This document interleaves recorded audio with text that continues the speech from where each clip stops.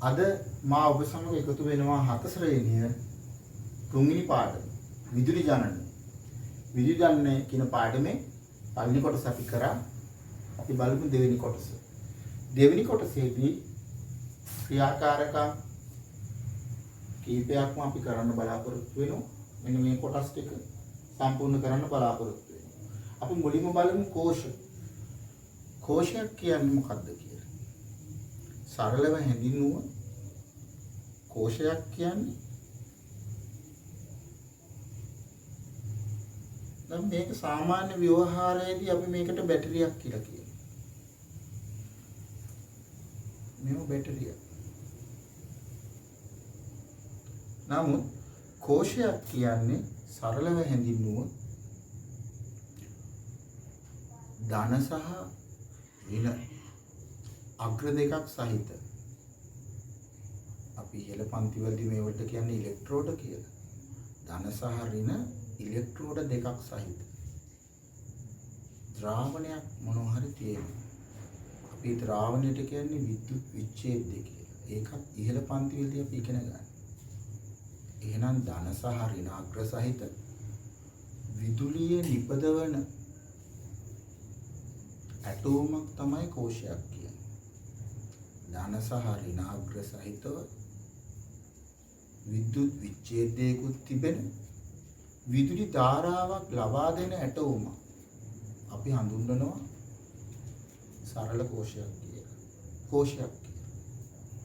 ඕගොල්ලෝ තව මොහොතකින් ක්‍රියාකාරකම් කිහිපයක් කරනවා. ඒ ක්‍රියාකාරකම් වලදී අපි සරල කෝෂය කියන එක හඳුන්වලා දෙනවා. ඒ සරල කෝෂයේදී ඔයගලන්ට බලා ගන්න පුළුවන් අග්‍ර දෙකක් තිබෙනවා. විදුලි විච්ඡේදයක් තියෙනවා. කින් විදුලි ධාරාවක් ලබා ගන්න පුළුවන්. සාමාන්‍ය ව්‍යවහාරයේදී මේ තනි බැටරියට කෝෂයක් කියනවා. මේක බැටරියක්. නමුත් මේක ව්‍යවහාරයේදී මෙයාගේ මේ බැටරිය ඇතුලේ තියෙන එක කෝෂයයි. මෙයාට අපි කෝෂය කියලා කියනවා වගේම බැටරියක් කියලාත් කියනවා ව්‍යවහාරයේදී. අපි බලමු බැටරිය කියන පාඩමේදී තවදුරටත්. අපි ඊළඟට බලමු ක්‍රියාකාරකම්. මේ ක්‍රියාකාරකම් ඕගොල්ලන්ගේ 7 ශ්‍රේණියේ විද්‍යාපොතේ ක්‍රියාකාරකම් තියෙනවා කරන්නේ. ඒක අපි දැන් ආරම්භලෙමු. අපි දැන් ක්‍රියාකාරකමක් කරනවා 7 ශ්‍රේණිය. 7 ශ්‍රේණියේ විද්‍යා පාඩමේ දෙහිගෙඩියෙන් විදුලිය නිපදවන්න යන්නේ අපි. දෙහිගෙඩියෙන් විදුලිය උත්පාදනය කරන්න අපිට ඕන වෙනවා මේ විදියට තහඩු දෙකක්.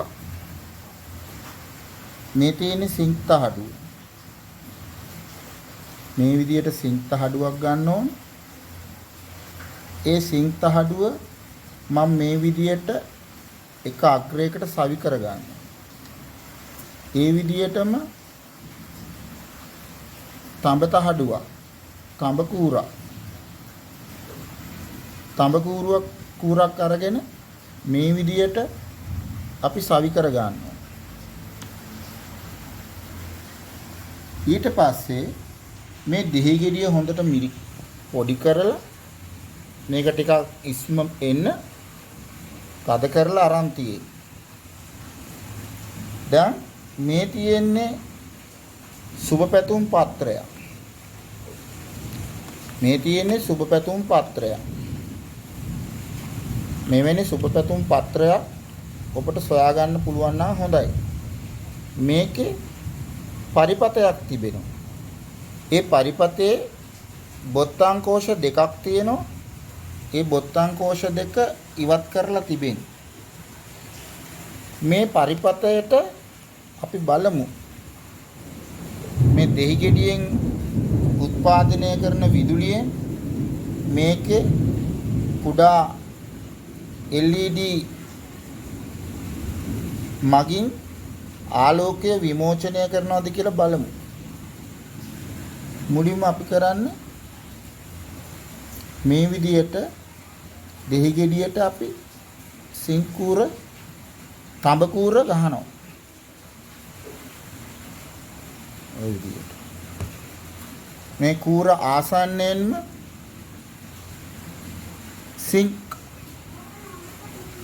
සිංක් කූර නැත්නම් සිංක් තහඩුව ඒ ආසන්නයෙන්ම අපි ගහනවා.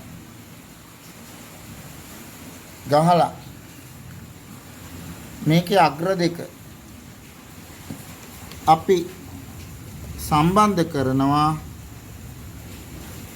මේකේ ධනාග්‍රය සහ ඍණාග්‍රයට.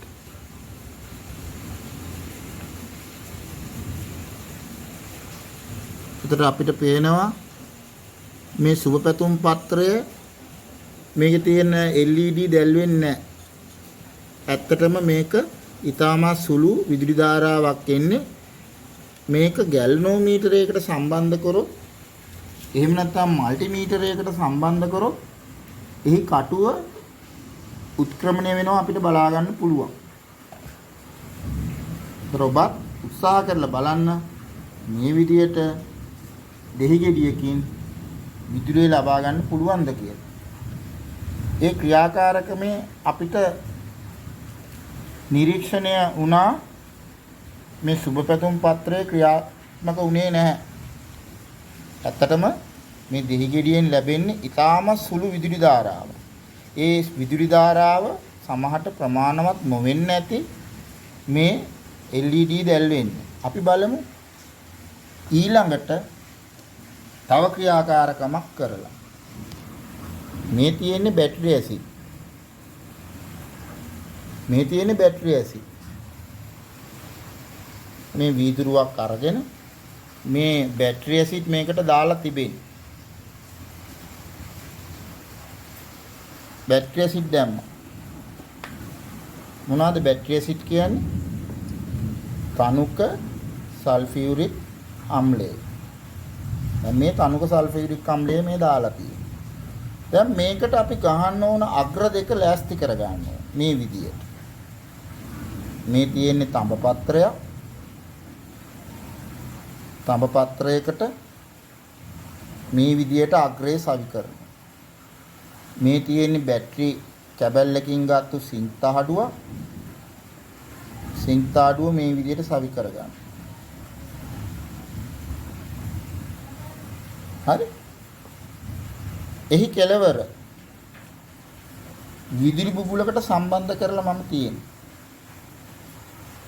එහෙනම් මේක මුලින්ම ඔබ ලෑස්ති වෙලා මේ විදියට මේ තහඩුව විශාල වෙන ප්‍රමාණයට තහඩුවේ වර්ගඵලය වැඩි වෙන තරමට අපිට ලබා ගන්න පුළුවන් විදුලි ධාරාව වැඩි. මම අරගෙන තියෙන්නේ සෙන්ටිමීටර 3ක් 5ක් අතර ප්‍රමාණය. ඔබ ඊට වඩා වැඩි වර්ගඵලයකින් යුත් තහඩු දෙකක් ගන්න. මේකේ ධන තහඩුව වෙන්නේ තඹ. එහෙම නැත්නම් කොප. ඍණ තහඩුව වෙන්නේ තුත්තනාග. එහෙම නැත්නම් සිංක් ඍණාග්‍රය. සිංක් ඍණාග්‍රය තඹ ධනාග්‍රය. දැන් අපි බලමු තනුක සල්ෆියුරික් අම්ල ද්‍රාවණේ මේ තහඩු දෙක ගිල්වලා මේ විදුලි බුබුල ඉතාමත් සුළු මොහොතක් දැල් වෙනවා. ඔබට නිරීක්ෂණය කරන්න පුළුවන් වේවි. මේ විදියට අපි තහඩු දෙක මේ ද්‍රාවණය ගිල්වනවා.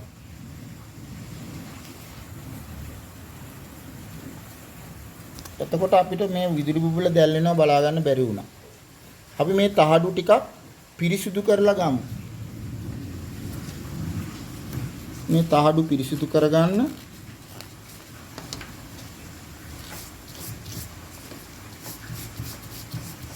අපිට අවශ්‍ය වෙනවා වැඩි කඩදාසිය. මේ විදිහට වැඩි කඩදාසියක් අරගෙන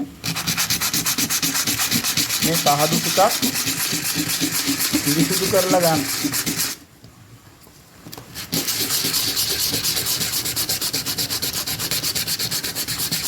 ඔය විදිහට තහඩු පොඩ්ඩක් පිරිසිදු කරලා ගමු.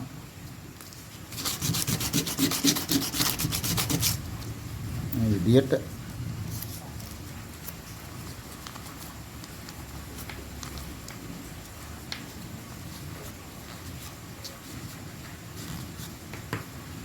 දැන් අපි බලමු බල්බේ දැල් වෙනවද කියලා.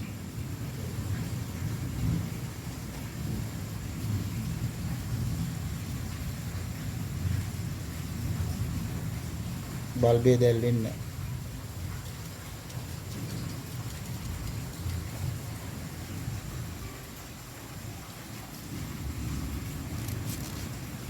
අපි බලමු තව සැරයක් උත්සාහ කරලා.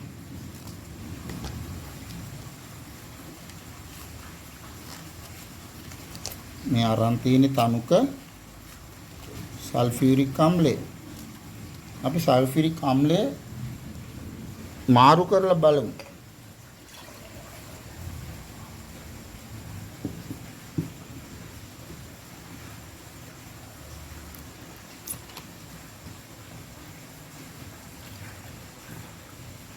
මම අලුතෙන් තනුක සල්ෆියුරික් අම්ලය දැම්මා.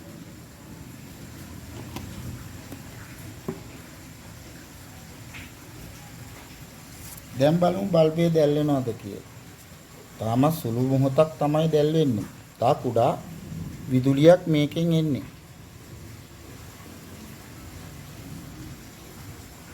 දැල්ුන්නේ. ක්‍රියාකාරකම අසාර්ථකයි.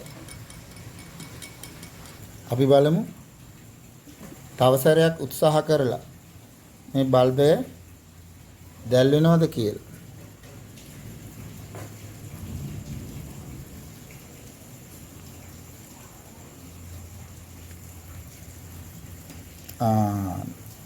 ඒ පාර ගොඩක් සාර්ථක වුණා නේද?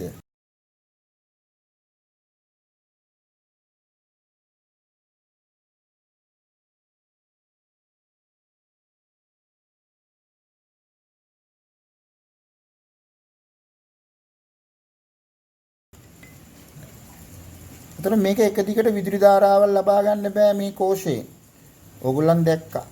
ඊටාම සුළු මොහොතක් විතරයි විදුලි ධාරාව ලැබෙන්නේ.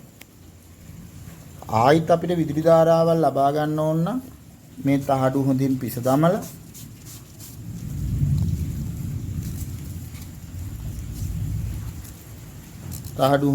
දමලා ආයෙ අපි කරලා බලන්න ඕන. මේක හරි කරදරයක්. මේ කෝෂය පරිහරණයට අපහසුයි. ඔයගොල්ලන්ට පේනවා. කුඩා විදුලි ධාරාවල් ලබා ගන්න නායිත් අපි කරලා බලමු. ඒ සැරේ විදුලි ධාරාවල් ලැබුණේ නැහැ. හේතු ගොඩක් තියෙනවා. මෙයාගේ දෝෂ ගණනාවක් තියෙනවා. අපි බලමු පාඩමේදී සරල කෝෂයේ දෝෂ මොනවද කියලා. මේ තියෙන්නේ දෙහිගෙඩි 3ක ඉස්ම මිරිකලා අරගෙන තියෙන්නේ. අපි කලින් දෙහිගෙඩියේ අපිට ඊටාම සුළු නාදයක් විතරයි වීඩියෝ නැරඹීමෙන් බලන්න පුළුවන්. සුළු නාදයක් එනවා. අපි බලමු දෙහිගෙඩි 3ක් මෙතන මේ ඉස්ම තිබෙනවා දෙහියුෂ. එතකොට දෙහියුෂ තමයි මේකේ විද්‍යුත් විච්ඡේදය වෙන්නේ. ද්‍රාවණය ධනාග්‍රය තඹ තහඩුව ඍණාග්‍රය සිංක් තහඩුව. හැබැයි ප්‍රමාණයෙන් විශාල තහඩු ටිකක් අපි අරගෙන තියෙන්නේ දැන් බලමු මේ දෙහියුෂයේ ගිල් වෙලා මොකද වෙන්නේ කියලා. දැන් පැහැදිලිව නාදය ඇහෙනවා.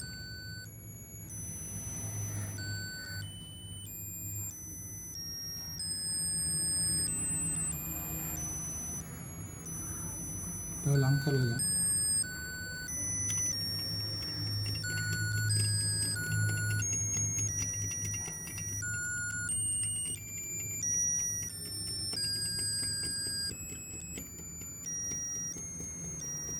ඕගොල්ලන්ට නාදය හොඳට ඇහෙනවා.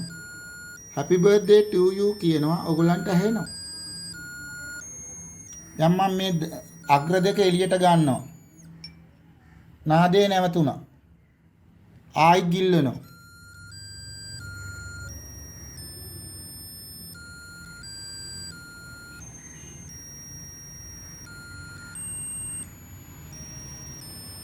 එහෙනම් දෙහි වලින් දෙහි ගෙඩියෙන් ඊටම සුළු ධාරාවක් එන බව මේ ක්‍රියාකාරකමෙන් ඕගොල්ලන්ට පැහැදිලි වෙනවා. එහෙනම් දෙහි ගෙඩියෙන් විදුලිය නිපදව ගන්න පුළුවන්. ඔන්න මම දැන් ආයි අග්‍ර දෙක ගන්නවා. නාදයේ නවතින හැටි නිරීක්ෂණය කරන්න.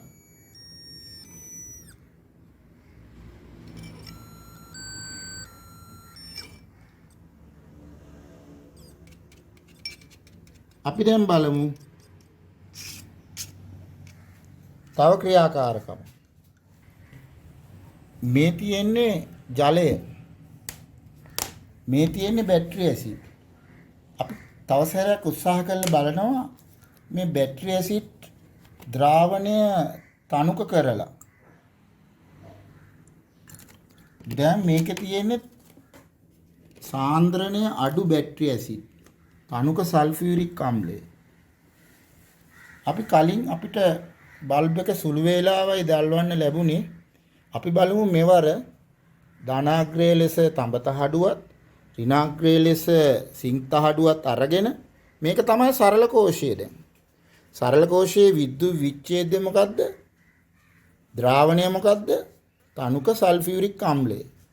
මෙන්න ඉලෙක්ට්‍රෝඩ දෙක ගිල්වනවා. දැන් බල්බේ නිරීක්ෂණය කරන්න. අන්න බල්බේ දැල්වෙනවා. අන්න පේනව නේද බල්බේ දැල්ුණා. තව සැරයක් බලමු. බල්බේ හොඳට දැල්වෙනවා. අපි තව සැරයක් බලමු. අපි කළු ආවරණයක් මෙතන යටින් තියලා බලමු.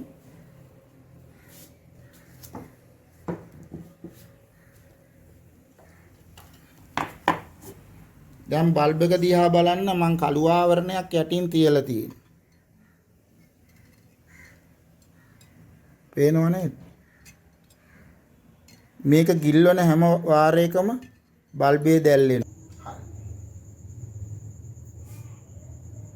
අපි ඊළඟට බලමු ඊළඟ ක්‍රියාකාරකම. ඊළඟ ක්‍රියාකාරකමෙන් අපි කරන්නේ සරල කෝෂයක් නිර්මාණය. සරල කෝෂයක් අපි නිර්මාණය කරන සරල කෝෂයේ සරලව අපි ඇඳලා පෙන්නුවොත් අපි මේ විදියට සරල කෝෂය සඳහා අපි ගන්නවා. අපි මේ සියලුම ක්‍රියාකාරකම් කරන්නේ විද්‍යාගාරයේ නෙමෙයි. ඒ නිසා විද්‍යාගාරයේ උපකරණ අපිට ගොඩක් නැහැ. අපි නිවසේ තියෙන උපකරණ භාවිතා කරලා මේ ක්‍රියාකාරකම් කරන්නේ. අපි මේ වීදුරුවක් අරන් තියෙන්නේ. විද්‍යාගාරයේදී මේකට ගන්න බීකරයක්. අපි වීදුරුවක් ගන්න. මේකට අපි දැම්මා. ද්‍රාවණය. ඒ ද්‍රාවණය තනුක සල්ෆියුරික් අම්ල. තනුක සල්ෆියුරික් අම්ලය. සාමාන්‍ය විවහාරයේදී කියනවා බැටරි අම්ලය කියලා. Battery acid. බැටරි අම්ලය තමයි මේකට ගන්න. වෙළඳ පොලේ තියෙනවා බැටරි අම්ලය මිලදී ගන්න. ඊළඟට මේකට දානවා ලෝහ තහඩු දෙකක්. මතක තියාගන්න. ලෝහ තහඩු දෙකක් දාන්න. ලෝහ තහඩු දෙකක්.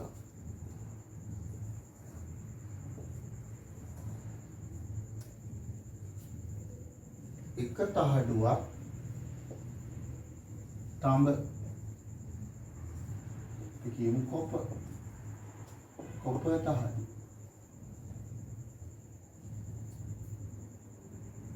අනිත් තහඩු සිංක් නැත්නම් කියනවා තුත්තනාග.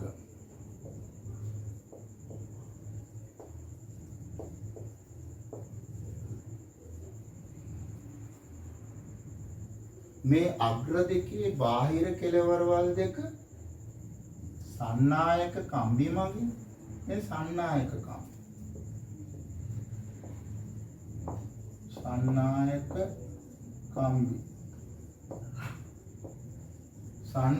කම්බි මගින් විදුලි බුබුලකට සම්බන්ධ කරනවා. විදුලි බුබුලකට සම්බන්ධ කරනවා.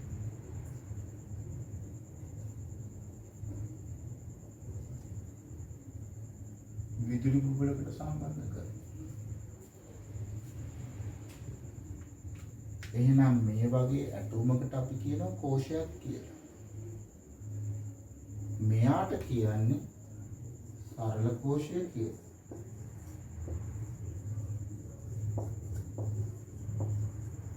දැන් ඔබට සරල කෝෂයක් අඳින්න පුළුවන් වෙන්නේ. සරල කෝෂයක අග්‍ර මොනවද? තඹාග්‍රය, ධනාග්‍රය, සිංක්ත හඩුව, ඍණාග්‍රය. ඔගොල්ලෝ ක්‍රියාකාරකමේදී දකින්න පුළුවන්. ඉතාමත් සුළු ධාරාවක් මේකෙන් එන්නේ. තත්පර 2-3ක කාලයක් විතරයි බල්බය දැල්ලේ. අපි බලමු ඊළඟට සරල කෝෂයේ දුර්වලතා. සරල කෝෂයේ දුර්වලතා. මේක මොකක්ද?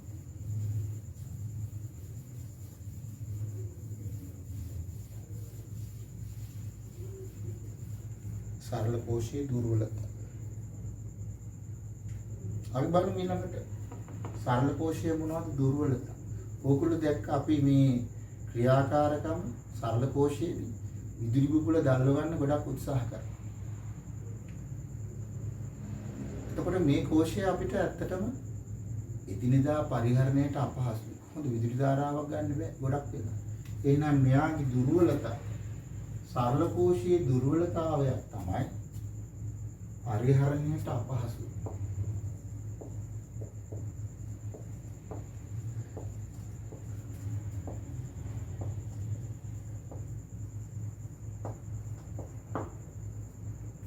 මේක හැමහා ගෙනියන්න බෑ.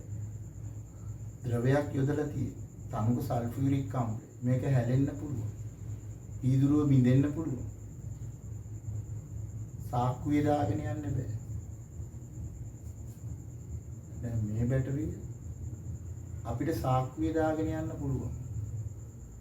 පරිහරණයට පහසු වෙන්න මේක නිර්මාණය කරලා තියෙනවා. වියලි කෝෂ පරිහරණයට පහසු වෙන්න නිර්මාණය කරන. මේකේ හැලෙන ඒවා මුකුත් නැහැ. වැක්කිරෙන ඒවා නැහැ. වැగిරෙන ඒවා නැහැ. සාක්කුවේ දාගෙන යන්න පුළුවන්. හැබැයි සරල කෝෂය එහෙම පරිහරණය කරන්න බෑ. එක දිගට දිගු වේලාවක් විදුලි ධාරාවක් ගන්න බෑ. සුළු ධාරාවක් එන්නේ. එක දිගට ධාරාව ලබා ගන්න බෑ. ධාරාවක් ලබා ගැනීම අපහසුයි.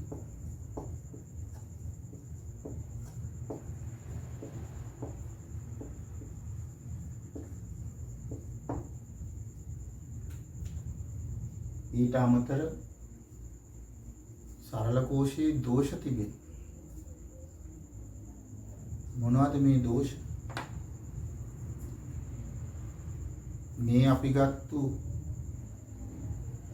උත්තනාගම් තහඩු මේක තනුක සල්ෆියුරික් අම්ලයේ දාපු වෙලේ ඉඳන් මේක ප්‍රතික්‍රියා කරනවා. තනුක සල්ෆියුරික් අම්ලයත් සමග වේගයෙන් ප්‍රතික්‍රියා කර हाइड्रोजन वायु साधन द्रावණය සමග ප්‍රතික්‍රියා කරනවා ඉක්මනින්. ඒ නිසා මේක සැරෙන් සැරේ පිහිදන්න ඕන. තඹතහඩු ධනාග්‍රය. එතකොට මේ තහඩුව සිංක් තහඩුව දිය වෙන්න ගන්නවා. ද්‍රාවණයේ සමග ප්‍රතික්‍රියා කරනවා ඉක්මනින්. හයිඩ්‍රජන් වායු බුබුලු සෑදෙනවා. ඒ හයිඩ්‍රජන් වායු බුබුලු තඹතහඩුව මත තැන්පත් වෙනවා. සැරෙන් සැරේ පිහිදන්නවා. එක දිගට දිගු වේලාවක් විදුලි ධාරාව ගන්න බෑ. ඊටම සුළු ධාරාවක් තමයි ලැබෙන්නේ. ඒක ඔයගොල්ලෝ දැක්කා. මෙන්න මේ දෝෂ මගහැරවලා නිෂ්පාදනය කරලා තියෙනවා මේ කෝෂය. මේක වියලි කෝෂයක්. අපි දන්නවා ටෝච් බැටරි විදුලි පන්දමට දාලා එක දිගට සෑහෙන වේලාවක් විදුලි ධාරාවක් ලබා ගන්න පුළුවන්. සරල කෝෂයේ තිබුණු දුර්වලතා මේකේ නෑ. මගහැරවල. එහෙනම් අපි ළඟට බලමු බැටරිය කියන්නේ මොකක්ද? සාමාන්‍යයෙන් බැටරියක් කියන්නේ කෝෂ කිහිපයක් නැත්නම් කෝෂ ගණනාවක් එකිනෙකට සම්බන්ධ කරලා හදපු ඇටවුම. දැන් මේ තියෙන්නේ තනි කෝෂයක් නම් මේ කෝෂයට තවත් කෝෂ සම්බන්ධ කර මේ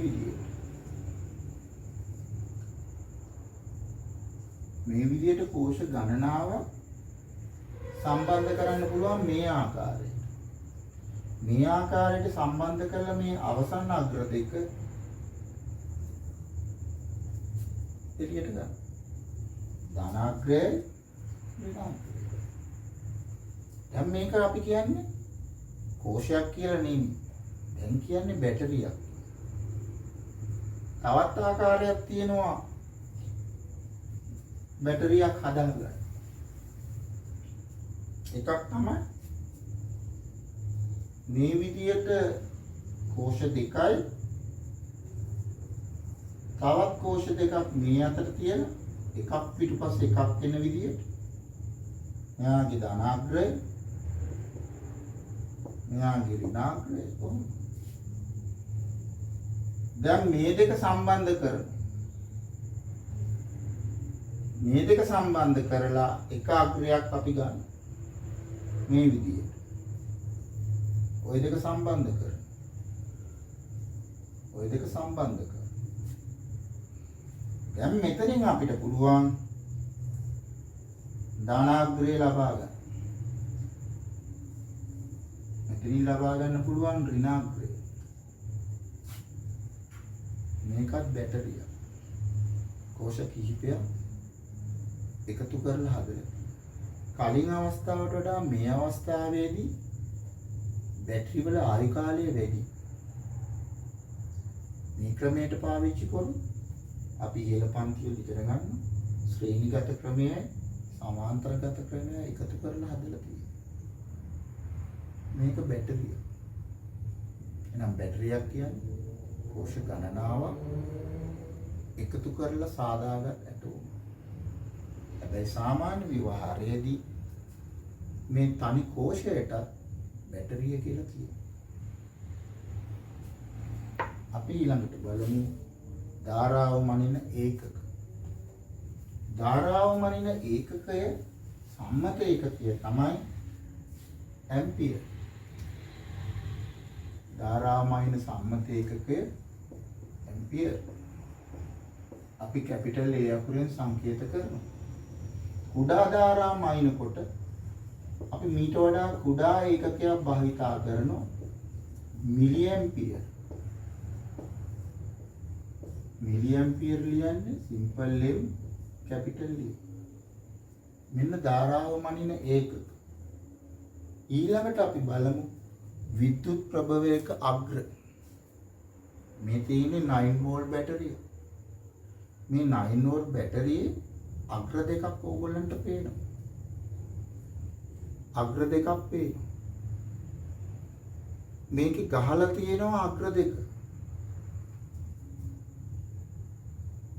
එක් කෙලවරක් ධනාග්‍රය. අනිත් කෙලවර ඍණාග්‍රය. අග්‍ර දෙකක් තියෙනවා. එහෙනම් කෝෂයක බැටරියක අග්‍ර දෙකක් තියෙනවා.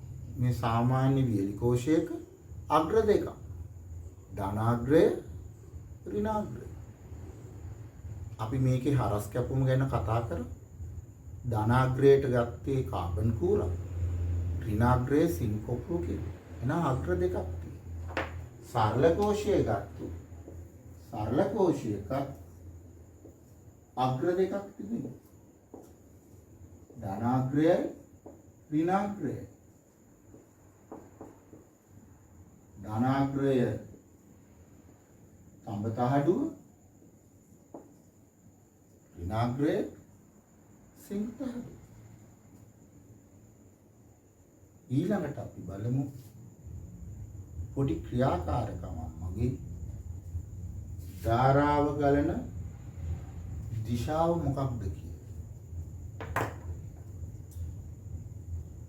මේ තියෙන්නේ වියලි කෝෂ දෙකක්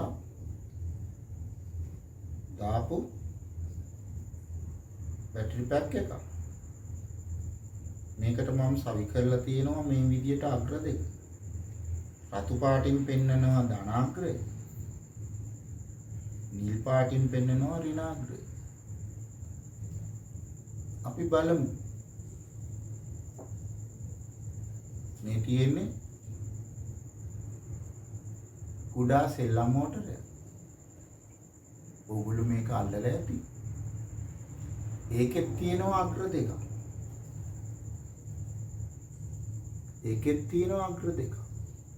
අපි බලමු මේ අග්‍ර දෙක සවි කරලා. ඔන්න මම එක අග්‍රයක් සවි කරා.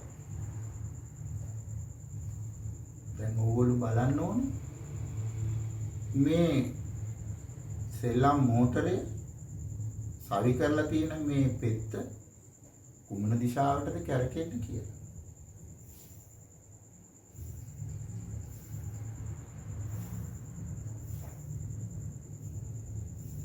මේ අතට කැරකෙන්නේ. මේ අතට කියන්නේ ඔර්ලෝසුවේ කටු කරකෙන දිශාවට අනිත් පැත්ත. වාමාවර්ත දිශාවටයි කැරකෙන්නේ.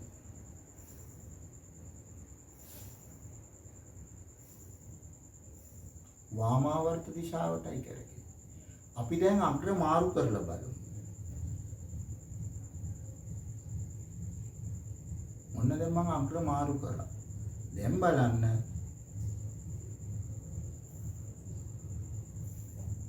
දැන් ඕගොල්ලන්ට පේනවා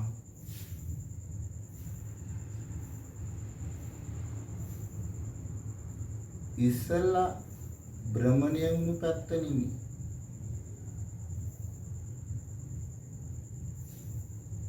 ඉස්සෙල්ලා කරකැවුණු පැත්ත නෙමෙයි. දැන් කරකෙන්නේ මේ අතට. ඔර්ලෝසුවේ කටු කරකැවුණ දිශාව දක්ෂිනාවර්තව භ්‍රමණය වේ. එහෙනම් මේ ක්‍රියාකාරකමින් ඉගෙන ගත්ත ධාරාව ගලන දිශාවක් තිබෙනවා. එක් අවස්ථාවකදී සෙල්ලම් මෝටරේ මේ අතර කැරකුණා. අග්‍ර මාරු කරාම දිශාව මාරු වුණා. එහෙනම් ධාරාව ගලන දිශාවක් තිබෙනවා. ධාරාව ගලන දිශාවක් තිබෙනවා. අපි බලමු ධාරාව ගලන දිශාව.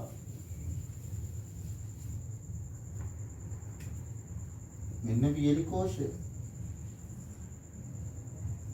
මේකේ මේ අග්‍රේ ධන. මේ අග්‍රේ ඍණ. අපි සංකේත ඇසුරෙන් ඇඳුම් වියලි කෝෂයක ධනාග්‍රය මේ විදියට ඉරි කැලලකි. ඍණාග්‍රය කෙටි ඉරි කැලලකි. මේ තමයි වියලි කෝෂයේ සම්මත සංකේතය. මේ දිග ඉර ධනාග්‍රය කෙටි ඉර ඍණාග්‍රය. මේකට වියලි කෝෂයට අපි සම්බන්ධ කරනවා ටෝච් බල්බ් එකක්. අපි කියනවා විදුලි බුබුල. මෙයාගේ ධනාග්‍රය බල්බයට සම්බන්ධ කරනවා. ඍණාග්‍රය සම්බන්ධ කරනවා. ඕන්න බල්බේ දැල්ලෙනවා. විදුලි ධාරාව ගමන් කරන සම්මත දිශාව ඔබ මතක තියාගන්න. විදුලි ධාරාව ගමන් කරන සම්මත දිශාව වෙන්නේ ධනාග්‍රයේ සිට විදුලි ධාරාව මේ විදියට ඍණාග්‍රයට ඇතුල් වෙනවා. මේක ඇතුලේ තියෙන කාබන් කූරක්. එහෙනම් ධාරාව ගමන් කරන දිශාව මතක තියාගන්න. සම්මත ධාරාව ධනාග්‍රයේ සිට ඍණාග්‍රය දක්වා. අපි මේක රූප සටහනකින් ඇඳුවා. සංකේත සටහන. මෙන්න විදුලි බුබුල. එහෙනම් විදුලි ධාරාව කොහොමද පිට වෙන්නේ? ධනාග්‍රයෙන් පිට වෙන්නේ.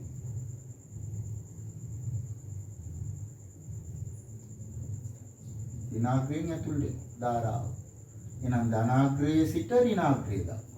සම්මත විදුලි ධාරාවේ දිශාව කියන්නේ ධනාග්‍රයේ සිට ඍණාග්‍රය දක්වා. සරල කෝෂය ගත්ත සරල කෝෂයේ ධනාග්‍රයෙන් විදුලි ධාරාව පටන් අරන් ධනාග්‍රයෙන් පිට වෙනවා. මේ විදුලි ධාරාව මේ තියෙන අපි මේකට කියන්නේ විද්‍යුත් විච්ඡේදය. විද්‍යුත් විච්ඡේදය. අනුක සල්ෆියුරික් ආම්ලය අපි ගත්තේ. එයා තුලින් විදුලිය ගමන් කරන මොන දිශාවටද? ධනාග්‍රයෙන් පිට වෙලා යනවා. කොහොම විදුලි ධාරාව ගමන් කරන්නේ? මේ දිශාවට. එහෙනම් සම්මත විදුලි ධාරාවේ දිශාව ධනාග්‍රයේ සිට ඍණාග්‍රය. එහෙනම් දුවේ පුතේ මේ පාඩමේ අද දවසේ සාරාංශය මෙතනින් මම සමාප්ත කරනවා.